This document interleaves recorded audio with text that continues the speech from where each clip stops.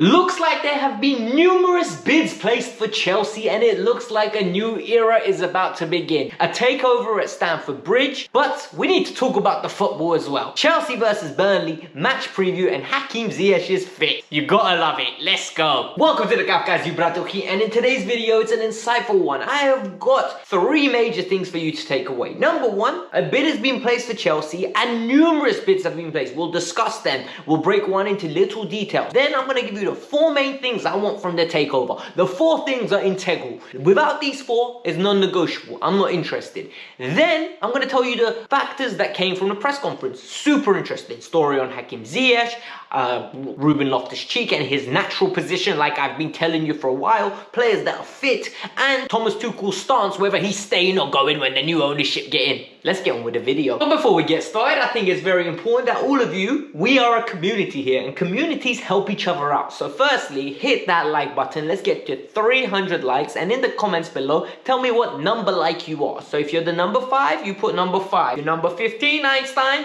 number 15 it is. Thank you very much. Appreciate it. Time to deliver on your news, man. All right, welcome to 2022, and Chelsea are available for sale. So Musan Bayrak, I think I absolutely butchered his name, but he's interested in Chelsea. A bid has been submitted. He has openly put on his Instagram or social media platform that a bid has been waived and that Chelsea will be representing the Turkey flag upon his completion of the move. This is great news. The individual has a lot of money, man. He's got 11 billion pounds.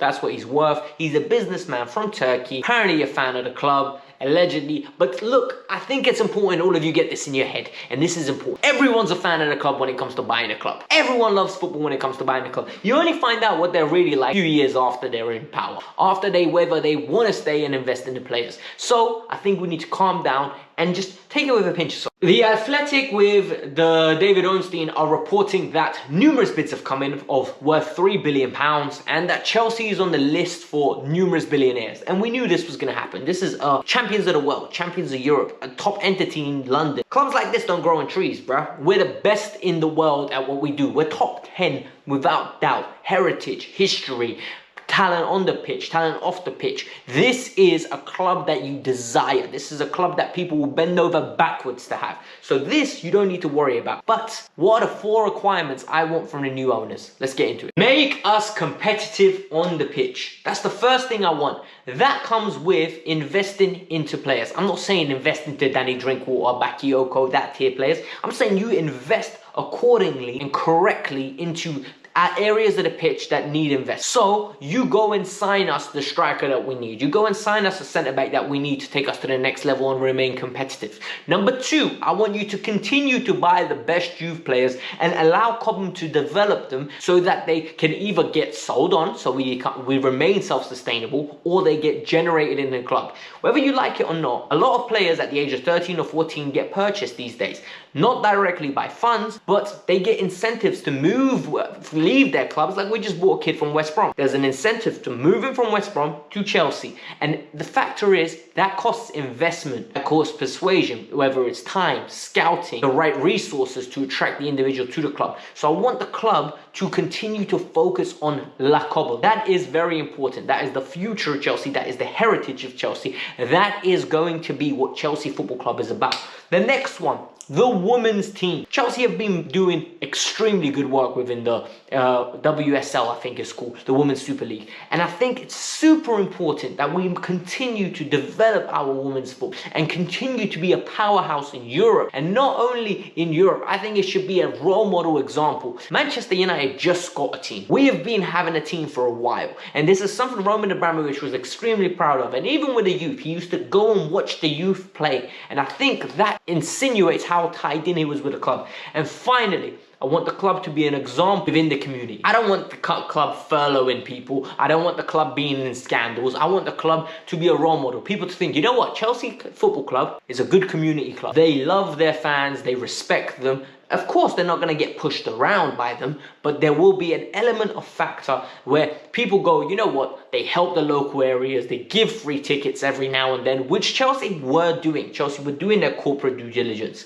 At the end of the day, it's a corporate entity, so you have to do your ESG, environmental, social, and your governance side. But I think a lot of people are pushing their luck and pushing their edges when they think we need control with the ESL, with the European Super League. I don't think we're going to have any control with that. And if someday we're going to have to leave Stamford Bridge. I know a lot of you aren't going to like this because it's very expensive to redevelop. So if we move, I don't have an issue with that. As long as it's to a nice place that the club owns the premises and that Chelsea keeps winning trophies because the reinvestment goes back into the playing squad, I'm perfectly happy with that. That's the only requirements I have from a new owner. Now we're going to talk about Chelsea versus Burnley, and we drew with them last time around, and the press conference comes up and Thomas Tuchel straight away confirms he's staying, and I think this is fantastic. He basically says if it's up to him, he's staying at the club. He loves managing in England. He loves the club that we are. He loves the essence that we are. For him, we are absolutely fantastic, and this is the entity he wants to apply his trade in. I love this because I think we've got top 5 manager in the world here. I don't think people like Thomas Tuchel grow on trees. I don't think it's very easy to find him. I don't think he's very replaceable. He is not expendable. We need Thomas Tuchel at this football club, and I am glad he loves this club the way he's showing.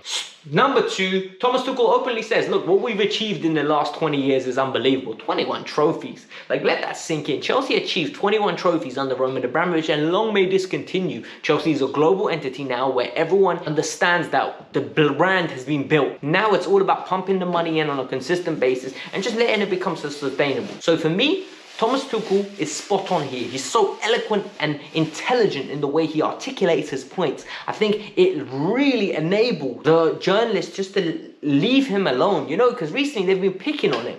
And I love the way he just represents the club in such a beautiful manner. The team news is fantastic. The team news is amazing. A lot of players were rested. I know that people said they had a little bit of an injury here, a little niggle there, but I think it's fine. Everything's amazing. Hakim Ziyech back into the squad, ready to start. Reece James back into the squad, ready to start potentially. Thiago Silva, Trevor Chalobah, all back into the team. And this is good. We're going to need every one of them because Rudiger's been playing way too much football. I think he's got way too many games in those legs. He needs a break. Aspi won't make it because he didn't train. And Bencher was the only other absentee. So for me, this is very good news. I'm very happy with this.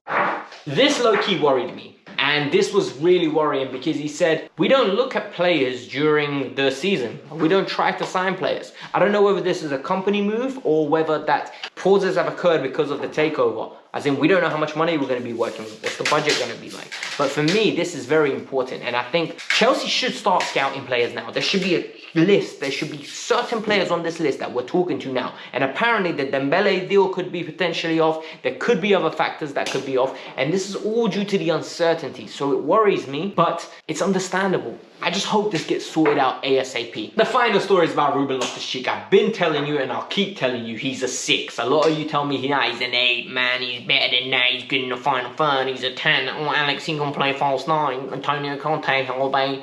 Then there's some of you that say, oh, you know what? Did you not see him in the middle of the centre backs? He looked absolutely amazing. No, he's a 6. He's got the build for it. He's got the ability to beat the press. He's got the ability for long-range passing. He's got good short-term passing. And he doesn't need to have so much ground covered when he plays in that position. Ruben's going to be continuously staying within Chelsea. As long as Thomas Tuchel's a manager, he rates him highly, trusts him, and I think Ruben's happy being in the position that he's in. I don't think Ruben's dying to play first-team football on a weekly basis. Whether you want to criticize him for that, that's your decision. I don't think Ruben wants to play every week in, week out. I think he's just happy to be playing the level of football that he's been playing. But this is the Kavkas View. Hit the like button, subscribe to the channel, match review tomorrow. Peace out, I'm out. Bye-bye. Come on, you Blues.